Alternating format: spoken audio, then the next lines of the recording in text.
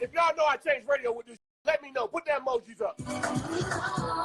Me and Swizz sit down and we kind of really curate the matches well. And we try to do the unpredictable, not what people predict. We don't really like to use the word battle, although, you know, it's natural to say battle when two people are playing songs with each other.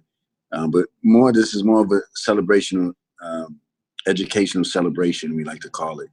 Billboard said it was the best R&B song of all time. People write articles. I'll let y'all decide.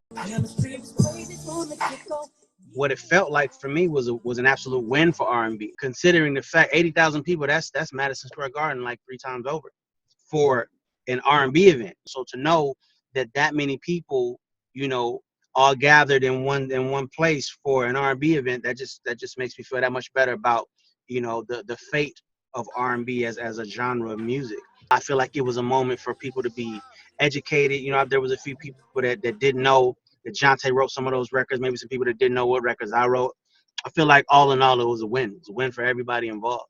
What was great about this? The numbers. Like after this was over, my numbers went up crazy. So yeah, I'm definitely gonna do it again. And it's educating a lot of people. Before I did this with him, it was a lot of people that didn't know who was Mannie Fresh. That's a younger generation. I always thought in my heart like this was important music. But now for it to be 20 years later and like all of these young kids are going like, well, how do we get just a little bit of that? How can we get access to that? Will he let me use that song? Will he clear it? And I'm like, yeah, I'll let y'all. And it's just like I said, it's beautiful to me. Like it's a whole nother generation that's growing up on this and that's appreciating it. And some of the younger producers like take a Metro Boomin and Sonny Digital to say like, I grew up on Mannie Fresh.